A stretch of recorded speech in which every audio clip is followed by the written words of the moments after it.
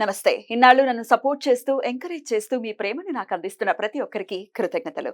అలాగే ఈ వీడియో కూడా ఖచ్చితంగా మీకు ఉపయోగపడుతుంది. లైక్, షేర్ అండ్ సబ్స్క్రైబ్ చేసి మీ సపోర్ట్‌ని నాకు అందించండి. అలాగే ఈ వీడియో పట్ల మీకున్న అభిప్రాయాన్ని కామెంట్ సెక్షన్‌లో కామెంట్ చేసి తెలియజేయండి. ఇప్పుడు వీడియోని చూద్దాం.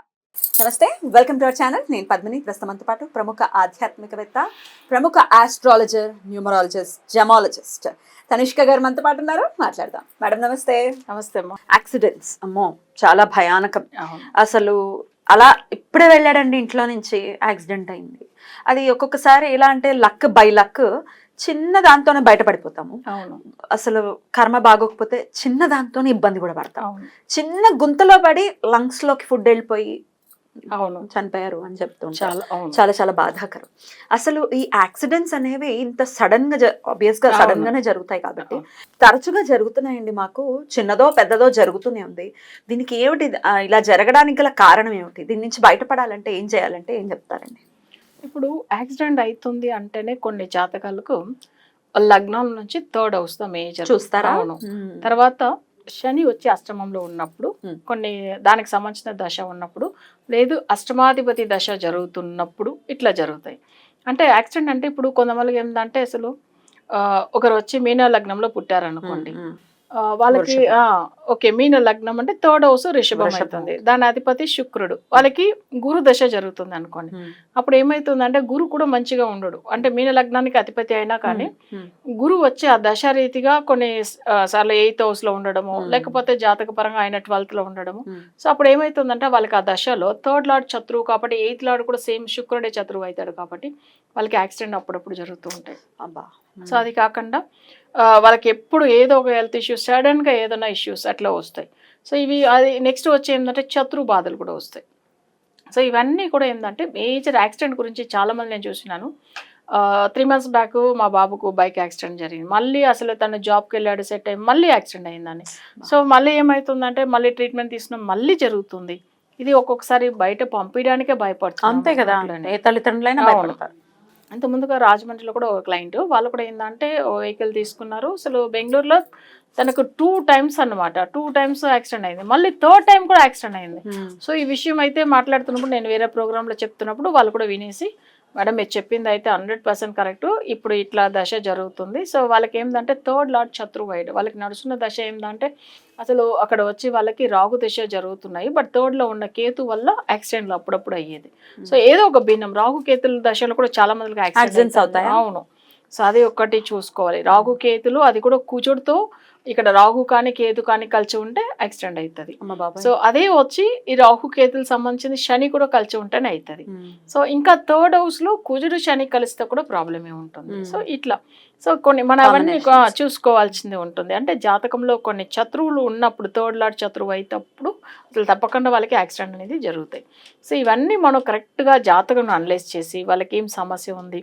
ఎందుకంటే ఒక బాబు కూడా తను మంచిగా చదువుకునేవాడు, యాక్సిడెంట్ వల్ల ఏంటంటే తను కరెక్ట్ టైం ఎగ్జామ్ కూడా రాయలేకుండా బాధపడుతూ ఉంటే, అయ్యో నెక్స్ట్ మంత్ ఎగ్జామ్ అండి, ఇప్పుడు మా బాబుకు హెల్త్ విషయం క్యూర్ అవ్వాలి అంటే ఎప్పుడు ఎట్లా డైరెక్ట్ వెళ్ళి ఎగ్జామ్ రాయాలి. యాక్సిడెంట్ అని చెప్తే వాళ్ళు ఒప్పుకుంటారా? తప్పకుండా రాయాలి. సో మళ్ళీ రెమెడీ ఇచ్చి తను తొందరగా నచ్చేలాగా చేయించామండి.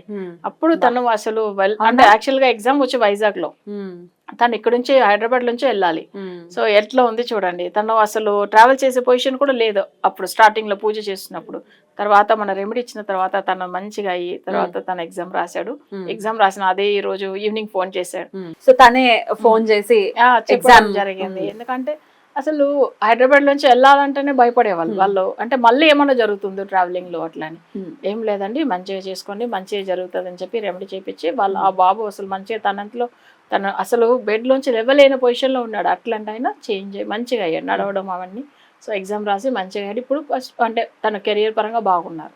సో అది ఎందుకంటే చాలా మందులు ట్రావెలింగ్ అంటేనే భయం కూడా ఎక్కువైపోతుందండి. థర్డ్ లార్డ్ బాగలేకపోతే వాళ్ళకి ధైర్య స్థానం అనేది సరిగా లేదనమాట. వాళ్ళకి ఏంటంటే ట్రావెల్ చేయవాలనో లేదు, వాళ్ళు సెల్ఫ్గా డ్రైవ్ చేయాలంటే కూడా భయపడతారు. అండ్ ఇప్పుడున్న పిల్లలు కూడానండి, పిల్లలు ఏమిటి కొంతమంది పెద్దవాళ్ళు కూడా ఈ లాంగ్ డ్రైవ్స్కి వెళ్ళినప్పుడు, హైవేల్లో వెళ్ళినప్పుడు ఎంత ఫాస్ట్గా వెళ్తారంటే అవును, అదొక కిక్ వాళ్ళకి డెఫినెట్ గా అది ఉంటుంది. కానీ దెబ్బ తాకినప్పుడు, దెబ్బ తాకితే కానీ వాళ్ళ సంగతి వదిలేద్దాం, తల్లిదండ్రులు ప్రత్యేకించి తల్లి చాలా బెంగ పెట్టుకుంటుంది. అవును. వీడు వద్దంటే వినట్లేదు, వీడు వెళ్తున్నాడు. బైకుల్లో అయినా కూడా అంతే, కార్లలో అయినా అంతే. ఆవిడ మనసంతా ఇంకా వాడి ఇంటికి వచ్చేదాకా ఇంకా బెంగగానే దిగులుగానే ఉంటుంది. సో అది చాలా కష్టమైన పరిస్థితి అండి. పిల్లలు వినరు. కానీ అయితే వాళ్ళకి ఏం లేదు, వాళ్ళకి తెలుసా స్టైల్ గా వాళ్ళకి మంచి వాళ్ళు అనుకున్న బైక్ తల్లిదండ్రులు చాలా బాధ పెట్టి ఎట్లైనా వాళ్ళు కొనుక్కుంటారు. కానీ ఏం చేస్తారంటే అది వాళ్ళ స్టైల్ గురించి అనుకుంటారు, కానీ నిజంగా చెప్పాలంటే అది వాళ్ళకి టైమింగ్ అసలు ఇబ్బంది. అంటే నేను ఒక క్లయింట్ కూడా ఇంతకుముందు ఎల్బీ నగర్ వాళ్ళు, బట్ అయితే వాళ్ళకి ఏంటంటే 2 బాబులు. పెద్ద బాబు పేరు మీద బైక్ కొనుక్కున్నారు, బట్ ఆయనకు ఆ నెంబర్ కలిసి వస్తుంది. సెకండ్ బాబుకి అసలు ఇవ్వద్దు, టైం కూడా బాగాలేదు అని చెప్పారా. అంటే ఆయనకు నెగిటివ్ పవర్ అనమాట. ఒకరి జాతకానికి వాళ్ళకి ఫేవర్గా ఉంటే ఒకరికి నెగిటివ్గా ఉంటాయి కదా. ఇప్పుడు ఒక నెంబర్ ఒకరికి సెట్ అవ్వను, ఇంకొకరికి సెట్ అవ్వదు కదా. సో అప్పుడు నేను ఆల్రెడీ చెప్పెట్టాను, వీళ్ళకి తెలియకుండా తీసుకెళ్ళిపోయాడండి. నేను చెప్పిన అయితే వాళ్ళు చిన్న బాబు, వీళ్ళకి తెలియకుండా బైక్ తీసుకెళ్ళాడు, మేజర్ యాక్సిడెంట్. తర్వాత మళ్ళీ ఒక 3-4 మంత్స్ వాళ్ళు రెస్ట్ తీసుకోవాల్సి వచ్చింది. స్టడీ పరంగా డిస్టర్బ్ అయ్యారు. చాలా గట్టిగా అసలు మాట్లాడాను. నేను ఇవ్వద్దని చెప్పాను కదంటే, నాకు తెలియకుండా తీసుకెళ్ళిపోయాడు మేడం అని చెప్పి టైం అంతే. ఎందుకంటే మనం ఎంత అక్కడ ఆల్రెడీ ఆయనకు నెగిటివ్ నెంబర్, ఆయనకు 9 కుజుడు. అసలు ఆ కుజుడు పవర్లోదా ఉంది వెహికల్, బట్ వాళ్ళ పెద్ద బాబుకు అది సెట్ అవుతుందని ఆయన పేరు మీద కొన్నాం, ఆయన గురించి అని చెప్పాను నేను. సో అప్పుడు కొన్నారు కదా, కొన్నప్పుడు ఆయన ఏం చేశారు, అసలు ఆయన అబ్రాడ్ వెళ్ళిపోయాడు. కానీ వీళ్ళ పేరెంట్స్ ఎంత మంచిగా చూసుకున్నా తన హాస్టల్ నుంచి వచ్చాడు కదా, వచ్చినప్పుడు తీసుకెళ్ళి తిరగడం అంతే. మళ్ళీ యాక్సిడెంట్ ఎవరు ఫేస్ చేస్తారు, వీళ్ళ తల్లిదండ్రులే కదా. డెఫినెట్లీ దీనికి కూడా డెఫినెట్గా అంటే ఒకవేళ అవుతూ ఉన్నాయి, కంటిన్యూస్గా అవుతున్నాయి అంటే మీరు ఎట్లాంటి రెమెడీస్ ఇస్తారు క్లయింట్స్కి? వాళ్ళకి ఫస్ట్ దశ ఏం చూస్తాము, ఆ దశ రీతిగా అసలు థర్డ్ లార్డ్, అది కాకుండా జాతకంలో దశ గురించి కాకపోయినా ఇంకొక విషయం కూడా చూడాలి. థర్డ్ హౌస్లో మాంది ఉంటే వాళ్ళకి ప్రాబ్లం ఉంటుంది ట్రావెలింగ్లో. సో వాళ్ళకి జనరల్గానే ట్రావెల్ చేసినప్పుడు ఎప్పుడు ఏదో ఒక సమస్య వస్తూనే ఉంటుంది. సో అది కూడా మనం చూసుకుని సరి చేసుకోవాలి. అంటే వాళ్ళ జాతకంలో థర్డ్ హౌస్ తర్వాత 8th హౌస్, ఇది 2 ఇంపార్టెంట్. సో ఇది రెండింటికి రెమెడీ చేయించుకుంటే వాళ్ళకి అసలు అది ఈ విషయంలోంచి, అంటే యాక్సిడెంట్ విషయంలోంచి బయటపడవచ్చు. సో అది జాతకం అనలైజ్ చేస్తే మనకు అర్థమైపోతుంది, వేరే ఏం లేదు. రైట్. రెమెడీస్ అంటే డెఫినెట్గా వాళ్ళ డేట్ ఆఫ్ బర్త్ అనుసరించి మాత్రమే మీరు రెమెడీస్ ఇస్తారు. అవును.